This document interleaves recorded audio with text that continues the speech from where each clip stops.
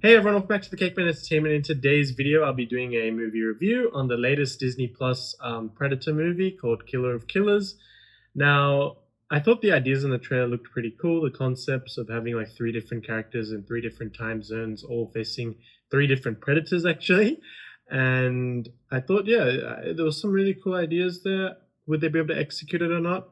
I'm happy to say that I believe they did. I'll start off with my non-spoiler thoughts. So I really did enjoy it, actually. I thought the three stories were quite unique. The first one was the Viking story. So there was a woman who was a lead Viking, and she's like a chieftain of her clan, and they go to fight, and they obviously fight this predator. I don't want to spoil too much, but the predator is a lot bigger and stronger. He's really tall, actually, really muscly, and I think it sort of templates the Vikings when you refer to them as humans, like being really strong and big. He's not as smart as well, you could say, but she's a good character. I enjoyed her. I thought she's strong, but she does suffer loss. She does have tears. Like she, yeah, she does.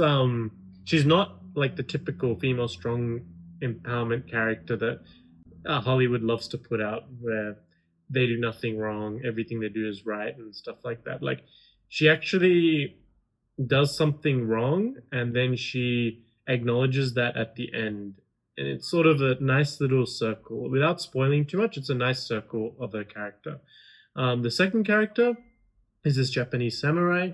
He has a brother, and they're sort of they're a bit rivalry in a way. They sort of got split when they were kids. They were really close, and then they sort of had to do a 1v1 fight, and they sort of split up after that. Then we catch the story again when they're like much older, like I would say 20, 30, maybe 20, 30 years later. They're much older, and the head of the clan is not there anymore. He dies. Then those two sort of restart their rivalry in a way. And then the Predator comes along, and the Predator's very keenly like watching them. And I really liked how this Predator was different to the first one. The first one was like a big dumb brute, you could say. This one was a bit more thinner, a bit more agile, a bit quicker, and a bit smarter. Like he still had that honor that Predators usually have. Like they fight in a fair manner, which you can say. So he was sort of watching the brothers fight. Then he joins in after like their fight's over. He doesn't just interrupt their fight and kill them both. But I thought that was a nice touch. And he probably uses a lot more camouflage than the first one did, so he's more sneaky. First one's obviously really big. Like, he's much bigger. You'll see when you see the movie. But then the third one, we had these, like, I don't know if they're from the US, but I think he was Spanish, maybe living in the US. But he's basically an aspiring pilot. He didn't get to actually be a fighter pilot like he wanted to be. But then situations come about where he does eventually become a fighter pilot. And then you get to see predators doing dogfighting. So there's the predator who's riding the ship, and it's really cool to see a battle in the air with a predator ship versus World War One or Two. I'm not an expert, sorry about that, but World War One or Two aircrafts. And then you do get the characters like sort of coming together in a nice little circle, and they all do have like uniqueness about them. Like they all are different, and I appreciated this is not really a spoiler, but they have language barriers. So the Viking does speak like the Norse or whatever they speak. The samurai does speak Japanese, and the last guy, he speaks English. And they never actually learn each other's languages, or they never get like a clear translation of the languages. But it's really cool watching them struggling, trying to understand each other. And this last guy, I'll add that he actually does know a bit of Japanese because he had to learn it for, I think, war's sake. So he likes his bits and pieces, but he's not that good at Japanese. So what he's saying is like quite funny. And the Japanese guy's like, what the hell is this guy saying? Because like random sentences that aren't making sense. I thought in regards to the animation style, look, initially it was a bit jarring because I think they're using a little less like frames per second, but I got used to it, and there was some lovely, lovely landscape shots throughout. Like they had some still shots where the characters there just sitting, and then they show like the environment, and they did it for I think all three of the different stories. I liked the subtle music, and one other thing I will definitely mention is that the Japanese one doesn't have much dialogue at all. Like maybe less than 10 lines, I would say. Maybe not even that.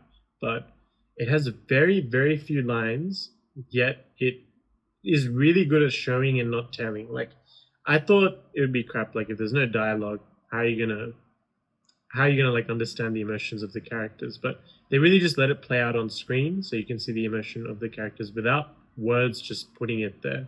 Because sometimes dialogue is a bit of a letdown, because writers often tend to tell instead of show when they have too much dialogue. In this case, the dialogue was absent, and I thought it was a really good decision. Now into my slightly spoiler thoughts. So go away if you haven't watched it yet. But slight spoiler thoughts. I thought the Predator King at the end, he was really cool. Like his design with his long, like whatever you call them, the long locks of hair, I'll just call. I thought his whole design was pretty cool, and I enjoyed that they didn't kill him off. Like he's still alive, and I'm not sure if he's going to be linked now to the live action, like the next Predator movie and the ones following that. Because another big spoiler is at the end we see Naru, I think that's her name, from the Prey movie. So she actually got captured by these people who have been capturing like quite a few. I think they have hundreds or thousands of humans in their ship. They've been capturing them, and they brought them to their home base to like fight like gladiators in a way. And I'm sure they're going to explore that in the next Predator movie, because they're trying to create their own new little universe here. And I like how they started with this animated movie. Like it knew what it had to do, and it told that story. Like it didn't feel like an unnecessary add-on. It just felt like a cherry on top. Like if you like Predator, you'll like this movie. If you don't, then don't worry about watching it. And I think the animation format really did help for the gore. Like they could do things that maybe wouldn't look as realistic or would cost a lot more in live action. So like there's a lot of beheadings, a lot of half bodies getting cut open, and yeah, there's a lot of that. Yeah, I guess you can say the believability in a few of the stories is a bit strange, like how they could beat the Predators. So I mean, it wasn't so easy because people died. Like in all the stories, people died. But I think the one that balanced the believability the best was the Japanese one. I think the Japanese one was I think you can probably tell that was my favorite like character / story. I really did like the fight scenes as well. As I mentioned, the gore was cool, but the moves they did, the sword fighting was in particular really good. Even the planes in the air, I thought that was quite well done, because the animation, you could say a cheap arcane sort of animation, if that makes sense. I even thought the Viking setup was pretty cool, and seeing those like ice shots was good. And again, the movie's runtime I thought was perfect. Like it didn't stay around for longer than it needed to. There was not really many pacing issues. The story was always moving. At the end, we get that big battle scene between them and the King Predator, and they do get away. I thought the Viking woman's sacrifice was really well earned. Yeah, I wasn't like crying over it, but I thought it was a good complete circle for that character, like protecting the like new sons, you could say, that she had. Not her real one, but at least she could save someone. And she was wanting to go to Valhalla anyway because she's lost everything else. No real complaints about this. I thought it was a pretty solid addition to the Predator franchise. I think they're on the right track, because I liked Prey, I liked this. I'm looking forward to Predator Badlands. I see there's quite a few Alien stuff coming out too. I liked Alien Romulus. I'm really looking forward to what they have in store. Let me know in the comments below what you thought of this movie, and until next time, I'll see you guys later.